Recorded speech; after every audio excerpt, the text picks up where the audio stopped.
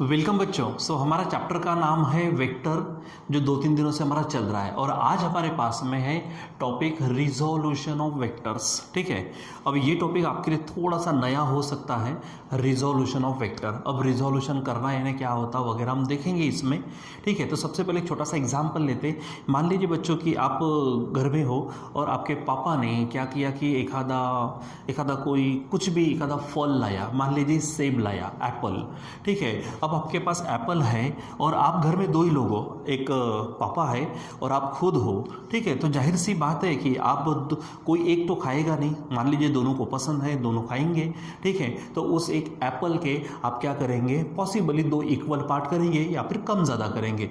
Doesn't matter कि दोनों parts equal है कि नॉट इक्वल है। ठीक है, लेकिन 2 पार्ट्स तो आप करेंगे, यानी एक एप्पल का शेप मुझे मालूम नहीं, कुछ शायद ऐसा रहता है वो एप्पल।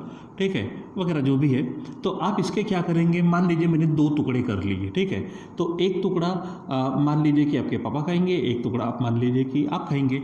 इस तरह से 2 टुकड़े हो जाएंगे। तो ये जो 2 टुकड़े किए आपने, यानी आपने 2 पार्ट्स किए, क्या किए आपने, 2 पार्ट्स किए। इन पार्ट्स को ही बच्चों ध्यान में रखना है, थोड़ा हमारा फिजिक्स के या फिर मैथमेटिक्स की भाषा में कंपोनेंट्स कहेंगे। क्या कहेंगे इसको, कंपोनेंट्स। ठीक है, अब यहाँ पर आपने क्या किया, इसको डिवाइड किया, एक तरह से आपने टुकड़े किए, तो उसको बोलते हैं रिजॉल्व करना। इसको क्या बोलते हैं, रिजॉल्व करना। तो रिजॉल्व करने का मतलब क्या है, डिवाइड करना। ठीक है, अब डिवाइड करना तो रिजॉल्व करना ही मतलब रिजोल्यूशन ऑफ वेक्टर। तो यहाँ पर एप्पल के टुकड़े किए, वहाँ पर हम क्या करेंगे, वेक्टर के टुकड़े करेंगे।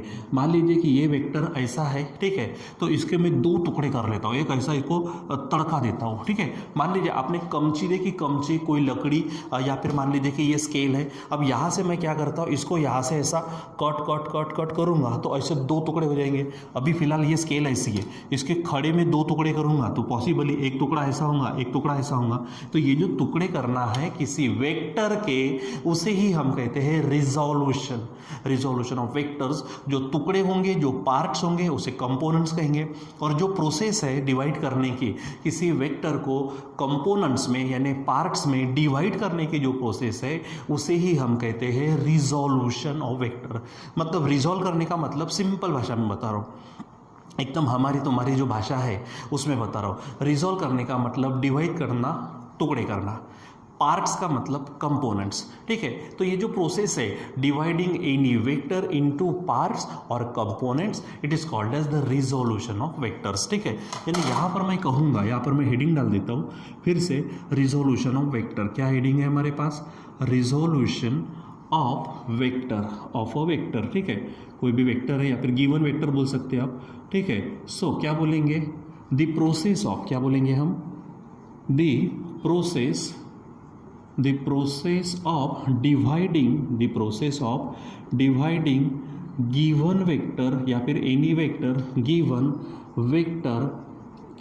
Vector in the components. अब यहाँ पे कैसे 2 टुकड़े भी कर जा सकते हैं, 3 टुकड़े भी कर सकते हैं आप। ठीक है, तो क्या बोलेंगे, the process of dividing given vector in the components. ठीक है, इन द कंपोनेंट्स। ठीक है, तो कंपोनेंट्स को मैं लिख देता हूँ ब्रैकेट में पार्ट्स। ठीक है, is called as resolution of vector. इसको क्या कहेंगे हम, रिजोल्यूशन ऑफ वेक्टर का क्या कहेंगे, उसको हम रिजोल्यूशन कहेंगे। क्या है, देखो, the process of dividing given vector in the components मतलब parts is called as resolution of vector. जैसे आपने एप्पल के टुकड़े किए यानी पार्ट्स किए, तो आपने डिवाइड किया मतलब रिजोल्व किया। मैं उसी प्रकार ये कंपोनेंट को इसमें से क्या कर देता हूँ, मैं इसको तोड़ देता हूँ, एक टुकड़ा इधर होगा, एक टुकड़ा इधर, जो भी होगा। ठीक है, अब ये आपका ओरिजिनल वेक्टर हो गया, ये उसका एक टुकड़ा हो गया, ये दूसरा टुकड़ा हो गया। समझो इस टुकड़े को नाम देता मैं वेक्टर A1, इस टुकड़े को नाम देता हूँ मैं वेक्टर A2। ऐसा हो सकता है, उसके 3 टुकड़े भी किए जा सकते हैं। ठीक है, तो हम इसको धीरे धीरे अब क्या करेंगे समझेंगे। ठीक है, जैसे एग्जांपल मैं यहाँ पर कहता हूँ, एग्जांपल कि वेक्टर ए। ठीक है, वेक्टर ए, ये जो वेक्टर ए है, क्या बोलेंगे, vector A can B resolved. क्या बोलेंगे, कैन बी रिजॉल्व। अब देखो, रिजॉल्व करने का मतलब डिवाइड करना, यानी कैन बी डिवाइडेड। क्या बोलेंगे, कैन बी रिजॉल्व का मतलब कैन बी डिवाइडेड। ठीक है, vector A can be resolve in 2 components, 2 components, इसको हम दो कंपोनेंट्स में रिजॉल्व कर सकते हैं एज बिलो, ठीक है। तो मान लीजिए कि दो कंपोनेंट्स हैं हमारे पास A1 वेक्टर A1 और वेक्टर A2, यानी यहाँ पर वेक्टर A क्या बन जाएगा, vector A1 plus vector A2 हो जाएगा। मैं यहाँ पर क्या कर लेता हूँ, वो यहाँ पर एग्जांपल बता देता हूँ। ये मान लीजिए कि वेक्टर A है हमारे पास, ठीक है। अब इसके दो टुकड़े मैं कर लेता हूँ यहाँ पर, ठीक है। एक टुकड़ा ये है, मान लो इसको नाम दे देते वेक्टर A1, और कोई दूसरा टुकड़ा है मान लीजिए इधर में, ठीक है। तो ये मान लीजिए कि वेक्टर क्या है, A2 है, ठीक है। तो ये दो टुकड़े हो गए, ठीक। अब इसको क्या करता, मैं इनको मैग्नीट्यूड और डायरेक्शन की भाषा में लिख देता। एग्जांपल, इसको मैं ऐसा लिख सकता हूँ कि vector A is equal to A1 है, तो A1 का मैग्नीट्यूड, देखो ऊपर में बाहर लिखना है यानी वेक्टर, सिर्फ ऐसा लिखना है यानी मैग्नीट्यूड। और एग्जांपल मैं कोई ले लेता हूँ, कोई यूनिट वेक्टर आप इसके साथ में ले सकते हो, ठीक है। तो मैं यहाँ पर अल्फा ले लेता हूँ यूनिट वेक्टर, प्लस इसका मैग्नीट्यूड समझो A2 है और बीटा उसके क्या है, यूनिट वेक्टर है, ठीक है। यूनिट वेक्टर डायरेक्शन देता, और ये जो A1 A2 है ये उसको क्या देते हैं, हमको मैग्नीट्यूड। यानी यहाँ पर बोलेंगे वेयर, ठीक है, यहाँ पे लिखेंगे हम वेयर, क्या बोलेंगे, वेक्टर A1, ठीक है, and vector A2, vector A1 and vector A1 ये क्या है, कंपोनेंट्स, ठीक है, कंपोनेंट्स ऑफ वेक्टर ए, ठीक है। फिर A1 और A2, सिर्फ A1 एंड A2 ये क्या है, ये वेक्टर A1 और वेक्टर A2 के मैग्नीट्यूड्स है, यानी बोलेंगे magnitudes of vector A1 and vector A2। दूसरी बात और क्या लिया, अल्फा और बीटा, तो वेक्टर यानी unit vector alpha and unit vector beta ये क्या है, यूनिट वेक्टर्स है, यूनिट वेक्टर्स अलोंग, ठीक है। तो अल्फा किसके ऊपर, ये यानी क्या बोलेंगे, vector A1 and vector A2, ठीक है। तो ये आपको ध्यान में रखना, यानी किसी भी वेक्टर को आप उसके कंपोनेंट्स में डिवाइड कर सकते हैं। हमने यहाँ पे दो लिए, आप तीन ले सकते हैं, vector A is equal to vector A1 plus vector A2 plus vector A3, ऐसा लिख सकते हैं। यहाँ पे आप मैग्नीट्यूड में लिख सकते हैं A1 alpha plus A2 beta plus A3 समझो गामा है, यूनिट वेक्टर आप ले सकते हैं, इस तरह से आप बता सकते हो, ठीक है। सो बच्चों यहाँ पर रिजोल्यूशन का मतलब क्या है, रिजोल्यूशन का मतलब टुकड़े करना, ठीक है। कंपोनेंट्स का मतलब क्या है, पार्ट्स, यानी जब भी, यानी फ्यूचर में हम जो स्टेटमेंट लिखेंगे, स्पेशली ये स्टेटमेंट ऐसा रहने वाला है, एनी वेक्टर जो भी रहेगा, कोई भी vector A can be resolve in two components. ये थोड़ा फिजिक्स की भाषा में, मैथ्स की भाषा में लैंग्वेज ऐसी है, इसका कावरानी मतलब है can be divided in two parts, ठीक है। इस तरह से ये आपको ध्यान में रखना है। अब बच्चों जैसे मैंने कहा, इसमें से वेक्टर ए हमारा ओरिजिनल वेक्टर है, और वेक्टर A1 और वेक्टर A2 क्या है, उसके टुकड़े हैं, कंपोनेंट्स है। लेकिन अगर आप देखो यहाँ पे थोड़ा देखो बोला, ये जो वेक्टर A1 और वेक्टर A2 इनके बीच में अगर मैं एंगल की बात करता तो वो एंगल कुछ खास नज़र नहीं आ रहा। हो सकता है वो अभी के लिए वो ऑप्टिस एंगल हो, ठीक है, एक्यूट एंगल हो सकता है, ऑप्टिस हो सकता है, राइट एंगल भी हो सकता है। जैसे ये वेक्टर A है तो एक कंपोनेंट इधर होगा वेक्टर A1, तो ऐसा हो सकता है कि दूसरा एकदम इस तरह से हो जाए, ठीक है। तो ये हमारा वेक्टर A2 होगा। अब यहाँ पर ये जो दो कंपोनेंट्स है, ये दोनों कंपोनेंट्स यहाँ पर एक दूसरे को परपेंडिकुलर है। तो अगर ये कंपोनेंट्स, किसी भी वेक्टर के कंपोनेंट्स एक दूसरे को क्या है, परपेंडिकुलर है, तो उससे थोड़ा स्पेशल नाम है, उसको कहते हैं हम रेक्टेंगुलर कंपोनेंट्स। क्या बोलेंगे हम, रेक्टेंगुलर कंपोनेंट्स, ठीक है। तो उसको हेडिंग डाल देते हैं, rectangular components, rectangular components of any vector, ठीक है। सो क्या कहेंगे यहाँ पर, हम यहाँ पर क्या कहेंगे कि वेन, ठीक है, when the components of any vector, या फिर ऑफ गिवन वेक्टर लिख सकते हैं, of given vector are perpendicular to each other, एक दूसरे को क्या है, वो परपेंडिकुलर है to each other, then the components are called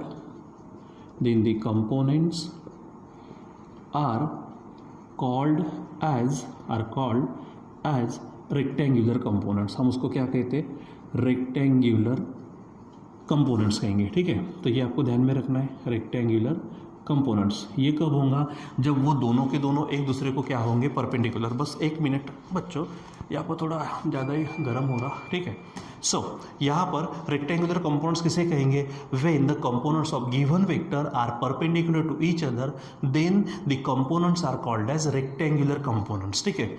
यानी ये ओरिजिनल वेक्टर हो गया, इसका एक कंपोनेंट ये, दूसरा कंपोनेंट ये, एक दूसरे को 90 में है, परपेंडिकुलर है, तो vector a1 and vector a2 these are the rectangular components of vector a, ठीक है। ये अब यहाँ पे 19 नजर नहीं आ रहा, तो ये रेक्टेंगुलर कंपोनेंट्स नहीं होंगे, ठीक है। अब इसी को थोड़ा सा आगे बढ़ाते हैं, ठीक है।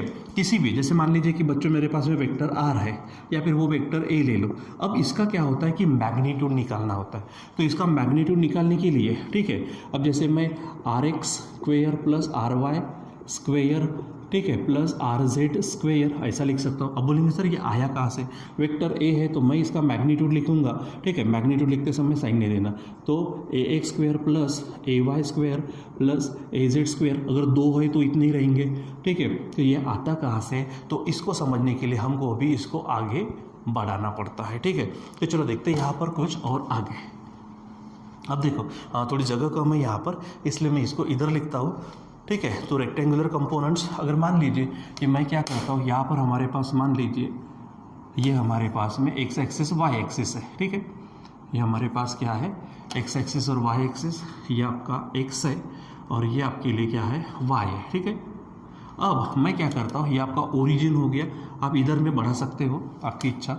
अब यहाँ पर क्या करता हूँ, मैं मान लीजिए कि कोई एक आधा वेक्टर ले लेता हूँ, ठीक है। समझो ये हमारे पास में क्या है, वेक्टर r है, ठीक है।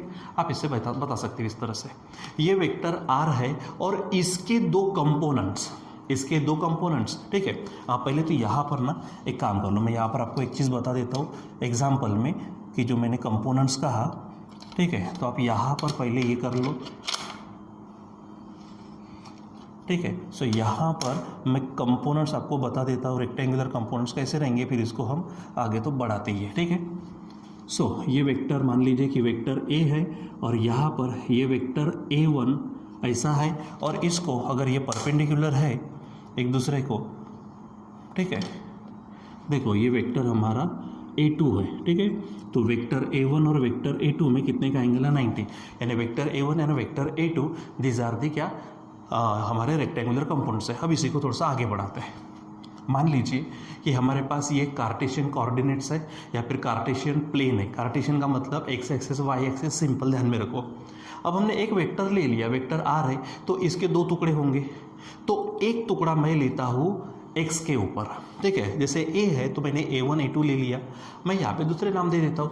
एक टुकड़ा मैं ले लेता हूँ हमारे x के ऊपर, तो उसको मैं नाम देता हूँ, समझो rx, यानी एक टुकड़ा हो गया rx, वेक्टर rx। दूसरा टुकड़ा मैं इसके ऊपर ले लेता हूँ, यानी 2 हमारे पास में रेक्टेंगुलर कंपोनेंट्स होंगे, तो ये मान लीजिए दूसरा है हमारे पास में ry, ठीक है। ऐसे 2 टुकड़े हो गए, ठीक। चलो अब हम क्या करते हैं, यहाँ पर बोलते हैं कंसीडर वेक्टर r, ठीक है। वेक्टर r यानी वेक्टर OP आप बोल सकते हो, क्या बोलेंगे हम, consider vector r is equal to vector OP, ठीक है। किसमें, इन दी कार्टेशियन प्लेन, क्या बोलेंगे आप, कार्टेशियन प्लेन का मतलब x एक्सिस और y एक्सिस, ठीक है। लेट क्या बोलेंगे, let vector rx and vector ry be the rectangular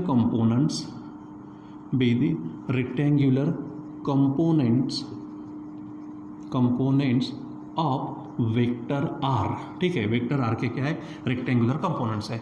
अब यहाँ पर क्या होगा, vector a is equal to क्या, वेक्टर क्या बोलेंगे आप, vector a1 plus vector a2, जैसे यहाँ है यानी ऊपर का ही है, बस थोड़ा फर्क है कि 90। तो यहाँ पर भी मेन वेक्टर कौन सा है, तो वेक्टर r है, इज इक्वल टू क्या होगा, तो 2 कंपोनेंट्स, तो vector rx plus vector ry, ये हो गया। अब जैसे यहाँ पर भी मैंने उसको मैग्नीट्यूड और यूनिट वेक्टर में लिखा था, तो वेक्टर A1 को कैसे लिखा, A1 उसके ऊपर बार मत देना, मैग्नीट्यूड और यूनिट वेक्टर यानी डायरेक्शन। तो वैसे यहाँ पर भी लिखूंगा ना मैं, तो R is equal to RX, तो मैग्नीट्यूड और डायरेक्शन, तो मैग्नीट्यूड लिखते समय सिर्फ RX लिखो और उसकी डायरेक्शन, तो डायरेक्शन देते समय यूनिट वेक्टर लिखो। जैसे यहाँ पे unit vector alpha, unit vector beta लिया। अब यहाँ पे तो स्पेशल है ना, RX किसके ऊपर है, X के ऊपर, और X के ऊपर जो यूनिट वेक्टर रहता है उसको हम कहते वेक्टर I, ठीक है।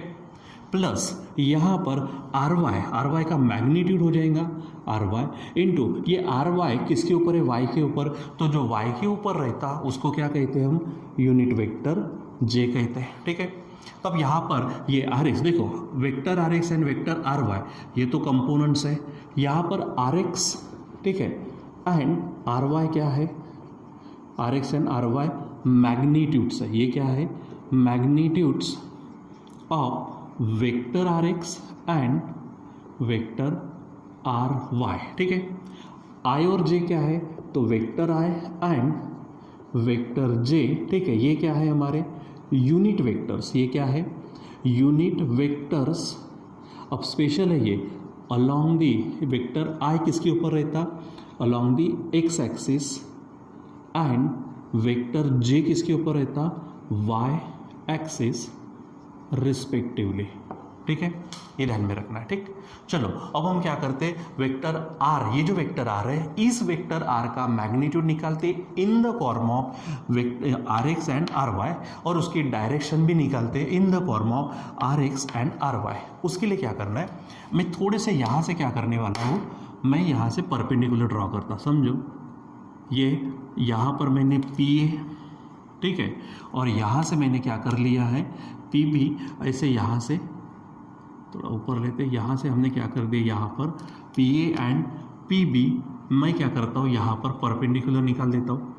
अब देखो आपका ये जो OAPB है, ये आपका क्या है, रेक्टेंगल है, तो ये RX है, तो ये भी क्या हो जाएगा RX, ठीक है। ये RY है, तो इसका भी मैग्नीट्यूड क्या हो जाएगा RY, ये ध्यान में रखना मैग्नीट्यूड। अब मान लीजिए कि OP और X एक्सिस के बीच में जो एंगल है, ये एंगल थीटा है, ठीक है। यानी क्या आप करेंगे, नाउ क्या बोलेंगे यहाँ पे, नाउ ड्रॉ, हमने क्या करना है, draw PA perpendicular X axis and दूसरा क्या लिया हमने, PB परपेंडिकुलर Y एक्सिस, ठीक है। एंड लेट थीटा क्या है, थीटा एंगल है किसके बीच में, थीटा एंगल बिटवीन कौन है, vector R and X axis, check करो वहाँ पर, ठीक है। थीटा किसके बीच में लिया, वेक्टर R और X एक्सिस के बीच में, ठीक। अब from figure in triangle OPA क्या बोलेंगे, इन ट्राइंगल OPA, आपको मालूम है एंगल A क्या है, एंगल A 90 डिग्री है। मैं यहाँ से लेता हूँ साइन थीटा, मुझे बताओ साइन थीटा क्या होगा, PA अपॉन OP, ठीक है। तो यहाँ पे लिखेंगे साइन थीटा यानी PA अपॉन OP। अब PA कितना है, तो PA तो RY, PA क्या बोलेंगे हम, RY। जब भी साइड लिखना हो तो मैग्नीट्यूड लिखना, OP तो OP कितना है, वेक्टर R है, तो उसका मैग्नीट्यूड क्या लिखेंगे, R लिखेंगे, ठीक है। और इसीलिए बच्चों हमें RY मिलेगा, तो ये R को इधर भेज दो, यानी क्या हो जाएगा, R इधर गया तो RY is equal to R sine theta, equation first हो जाएगा। अब यहाँ पर हम कॉस थीटा लेते, तो कॉस क्या कहता है आपको, एडजेसेंट अपॉन हाइपोटेनस, तो एडजेसेंट कौन होगा, OA अपॉन हाइपोटेनस फिर से OP। जब आप साइड लेंगे तो इनका मैग्नीट्यूड लेना है, तो OA में वेक्टर कौन सा बताया, RX, लेकिन मैग्नीट्यूड लिखते समय क्या बोलेंगे हम, सिंपल RX अपॉन OP यानी वेक्टर R है, लेकिन मैग्नीट्यूड लिखते समय सिर्फ R, तो यहाँ से RX को अकेला करो, ठीक है। सो ये RX है, ये R इधर आएगा, तो R इंटू क्या होगा, कॉस थीटा, इक्वेशन सेकेंड, ठीक। अब हमको ये जो मिलने वाला है ना, यहाँ से मिलेगा। अब देखो यहाँ पर मैं इक्वेशन 1 और 2 को स्क्वेयर करके ऐड करता हूँ, यानी क्या बोलेंगे हम, squaring and adding equations first and equation second. यानी करना क्या है, इन दोनों का अपनी अपनी जगह पे स्क्वायर भी करना है और ऐड भी करना है। तो लेफ्ट हैंड साइड के साथ left hand side, right hand side के साथ right hand side.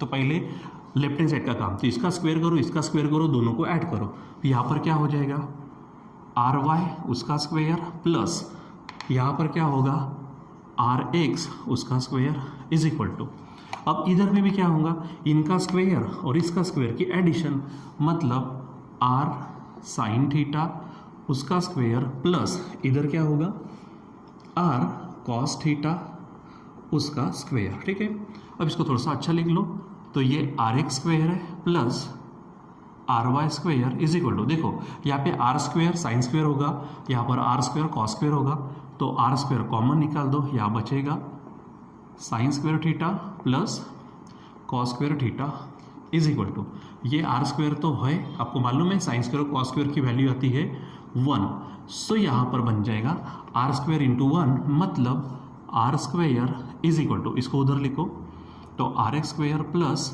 Are Y square. ठीक है, अब मैं कहता हूँ स्क्वायर गया रह गया, तो सिंपल यहाँ पे बचेगा आर, तो सामने वाले का स्क्वायर रूट होगा, मतलब पूरा का पूरा स्क्वायर रूट में चला जाएगा, R X square plus R Y square.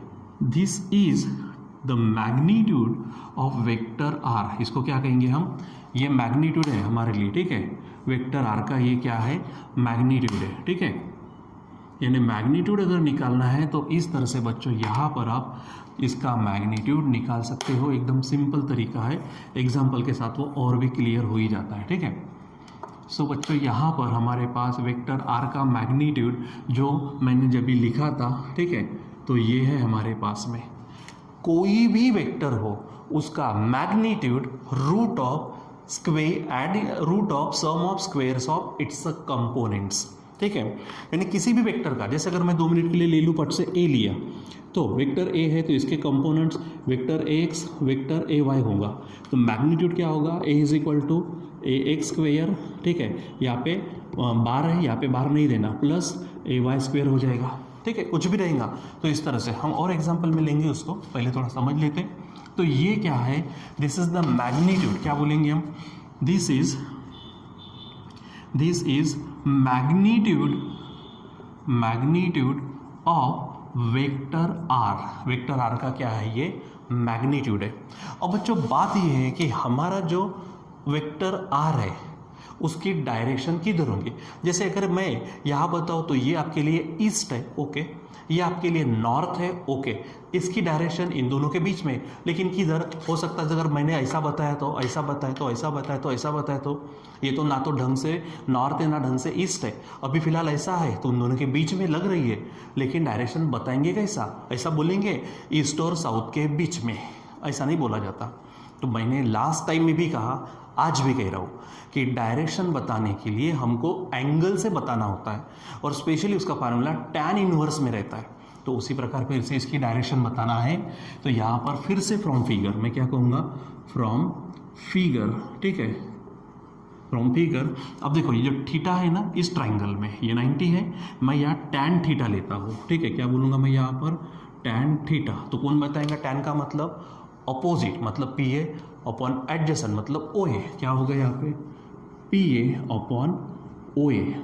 अब पी ए कितना है, तो आर वाई है, पी ए क्या है, R Y, upon O A क्या है, तो R X. Vector R X नहीं लिखना, क्योंकि जब भी साइड लिखनी हो तो मैग्नीट्यूड लिखा जाता है। ठीक है, अब ये थीटा को अकेला करो, टैन उधर जाएगा तो बनेगा टैन इनवर्स, और यहाँ बनेगा आर वाई। देखो आर इंटू वाई नहीं है, यहाँ पे गड़बड़ी मत करना, ये R Y upon R X है। ठीक है, और यहाँ पर मैं क्या कर लेता हूँ, इसको बॉक्स पैक कर लेता हूँ। ठीक है, सो बच्चों ध्यान में रखो, तो इस तरह से हमारे पास वेक्टर आर की डायरेक्शन भी निकाली जा सकती है, और उसका मैग्नीट्यूड निकालने का तरीका भी अब हमारे पास आ गया है। ठीक है, किसी भी वेक्टर का, क्योंकि लास्ट टाइम में अगर आपने बराबर ढंग से पढ़ा होगा, वीडियो बराबर ढंग से देखा होगा, तो यूनिट वेक्टर लिखते समय सोचो भला, यूनिट वेक्टर में क्या कहा था, given vector upon mod of given vector, यानी मैग्नीट्यूड। तो गिवन वेक्टर तो ठीक है, ये मैग्नीट्यूड कैसा निकालेंगे, किसी भी वेक्टर का मैग्नीट्यूड निकालना है तो ये तरीका है, तो इसलिए हमको सहारा ही लेना पड़ता है रिजोल्यूशन ऑफ वेक्टर्स का। तो रिजोल्यूशन ऑफ वेक्टर्स का सहारा लेकर हम किसी भी वेक्टर का मैग्नीट्यूड और उसका हम डायरेक्शन निकाल सकते हैं। ठीक है, अब बच्चों यहाँ पे थोड़ा सा एक एक्स्ट्रा का पॉइंट लेते हैं और फिर एग्जाम्पल के साथ में हम नेक्स्ट क्लास में इसको कंटिन्यू करेंगे। ठीक है, सो एक बात बताओ, यहाँ पर मैंने क्या किया था, यहाँ पर भी मैंने दो कंपोनेंट्स लिए, दो कंपोनेंट से काम चला है। यहाँ पर भी मैंने, जब ये पूरी थ्योरी पढ़ी हमने तो दो कंपोनेंट्स है, लेकिन कभी कभी तो तीन कंपोनेंट्स भी हो सकते हैं।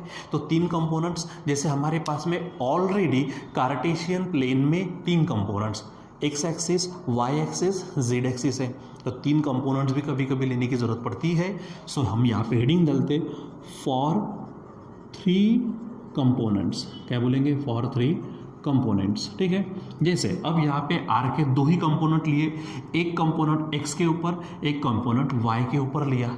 अगर मैं तीन लूँ सो डायरेक्ट लेता हूँ, यहाँ पर आर इज इक्वल टू क्या होगा, वेक्टर आर एक्स पहला कंपोनेंट, वेक्टर आर वाई दूसरा कंपोनेंट, वेक्टर आर जेड तीसरा कंपोनेंट होगा। इसको अगर मैं थोड़ा सा इस भाषा में लिखूँ तो आर एक्स के लिए आई होता है, तो ये लिखेंगे R X vector I plus R Y vector J plus यहाँ पर आर जेड वेक्टर के, यहाँ पर आई जे के respectively along the X axis, Y axis and Z axis के ऊपर में यूनिट वेक्टर्स है, ये आपको ध्यान में रखना है। फिर इसका जब मैग्नीट्यूड लिखना है सो आर इज इक्वल टू क्या होगा, मैग्नीट्यूड लिखते समय बार नहीं देना, तो यहाँ पे दो कंपोनेंट के हिसाब से क्या हुआ, R X square plus R Y square, यहाँ पे तीन कंपोनेंट्स है तो फार्मूला क्या बनेगा, R X square plus R Y square plus R Z square. ये आपको फार्मूला क्या करना है, डायरेक्ट ध्यान में रखना है। ठीक है, फिर बात आती है डायरेक्शन की।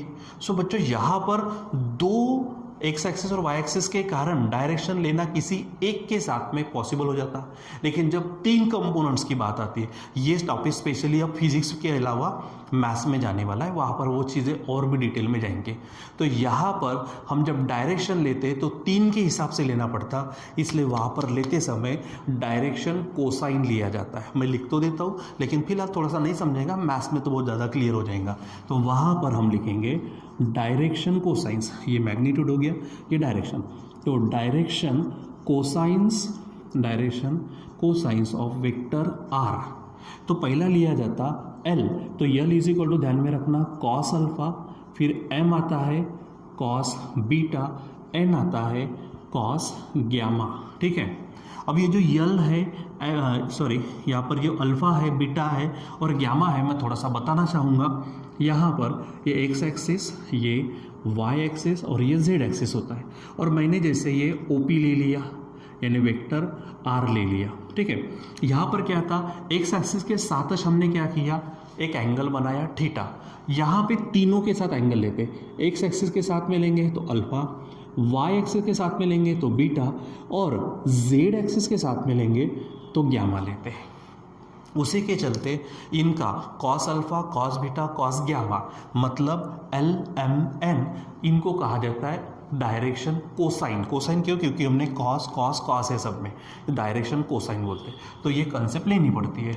इसके बारे में और थोड़ी जानकारी दे दूं मैं, तो L square plus M square plus N square is equal to पूर्ण वैल्यू आती है उसकी 1। उसके बाद एल का मतलब है कॉस अल्फा, मतलब दैट इज, यहाँ पर क्या लिख देते, that is cos square alpha plus M यानी कॉस बीटा, मतलब cos square beta plus N square यानी कॉस गैमा, यानी cos square gamma is equal to value आती है 1। तो ये भी आपको एक्स्ट्रा के पॉइंट ध्यान में रखना। हाँ, लेकिन इनका हम फिजिक्स में ज़्यादा इसका काम नहीं करते, बाई चांस एक आध बार आ गया तो आ गया, नहीं तो यहाँ तक तो हमें काम है ही है। ठीक है, सो यहाँ पर बच्चों हम क्या करेंगे, अभी तो थोड़ा सा हमने थियरी टाइप बस देखा है, हम इसको एग्जाम्पल से और भी समझने की कोशिश करेंगे हमारे नेक्स्ट क्लास में।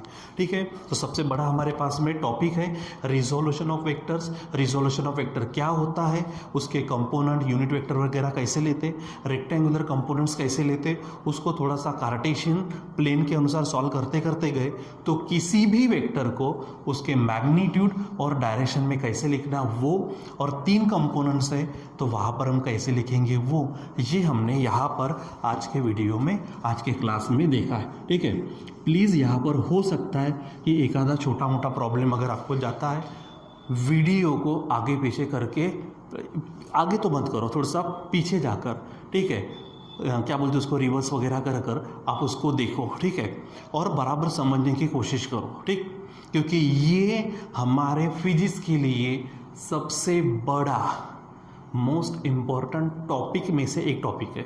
क्योंकि ये नहीं समझा तो समझो कि आपको फिजिक्स नहीं समझा, ये मेरी गारंटी के साथ कह रहा हूँ। ठीक है, कुछ यहाँ पर थोड़े से प्रॉब्लम होंगे कि किसी को लगता है कि समय जो पढ़ रहे हमको काम में आएगा कि नहीं आएगा, ये अभी मैं नहीं बताता। जब चालू होगा ना एक्चुअल, तब समझ में आएगा हर एक चीज़, चाहे मैथमेटिकल बेसिक कंसेप्ट्स हो, चाहे फिजिक्स के बेसिक कंसेप्ट्स हो।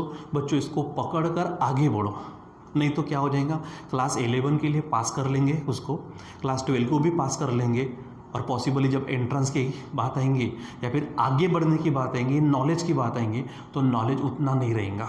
बस होता है क्या, हम अभी तक हमने वही किया, हमने हर टेस्ट को, हर एग्ज़ाम को ही पास करने की कोशिश की, लेकिन कंप्लीट नॉलेज लेने की बात नहीं की। ठीक है, और अभी इसके बाद में कंप्लीट नॉलेज की बात करते हैं, तो इसको थोड़ा थोड़ा करके लीजिए।